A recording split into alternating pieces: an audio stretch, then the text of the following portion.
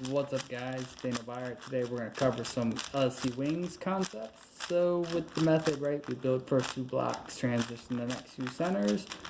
After next two centers or N2C, you want to do LSEwings, finishing up with CMLL, LSE root, and last two centers in parity. So we're going to do a back of green and orange for D.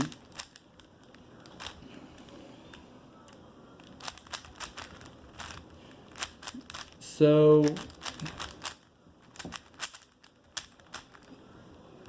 next two centers, the third and fourth center, are now solved in addition to the first two blocks. I want to immediately transition to solving my second and third pair. First and second pair, it looks like what's interesting is that I'm going to wind up being able to do a so it looks like I've got a mixed up pair here. So what I want to wind up doing is there's some interesting things I could do. I could do like an arrowhead case and I want to play with this actually. So this is kind of a good thing to notice. Right now I see I've got a double swap here and here. My red blue and red green, and my red blue and my red green. Notice that these two pair match. But I can't do an immediate trigger here of RU to R prime.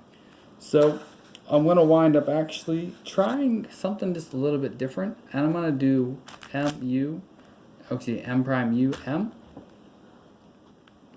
So what's interesting is that now gives me a case of where I'm able to now solve.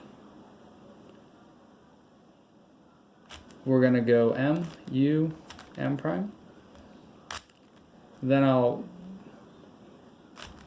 solve that pair and then finish up with the third pair. Yeah, so that didn't really line up quite as well, I guess, as I had wanted it to. And it didn't even necessarily give me a good like last two centers. So I've got three solved pair and a bad center case. It's not as big a deal which let's go ahead and just proceed with this. It wasn't necessarily the best LSEwings case, but I can make up for it with an M prime, U2, so then trigger into the finishing up LSEwings, CMLO. I need the AUF so that way I can look at my case. And I look and I've got odd parity. So I want to treat this as a flipped edge. So with that being a flipped edge, so I have 5 oriented edges and 1 flipped edge. That is the parity edge because the red and blue are unsolved. So there's two things, is that I could have done like an out to influence 4A and also swap these, but what I'm going to try and do is when I'm fixing parity to swap these at the same time. So, and I'll show you an example of that. So what I want to transition to is 4B. I don't know yet if I have odd parity or even parity yet. Either way, it doesn't matter. Because the way I like to do it is I actually solve a full side and then finish up here. So what's interesting, I only have, now I want to show you this. So I was able to solve the first two blocks, CMLL, L and R, solve L and R, and just be left down with I've got this case. So I've got an L here and an L there, and I have an odd flipped edge, a parity edge.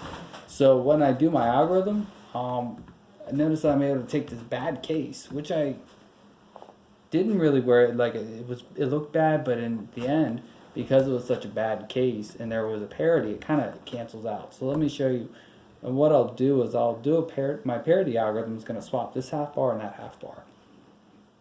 So I want to do R2, U2, R prime, U2, R, U2, L prime, U2, R, U2, R prime, U2, L2, N.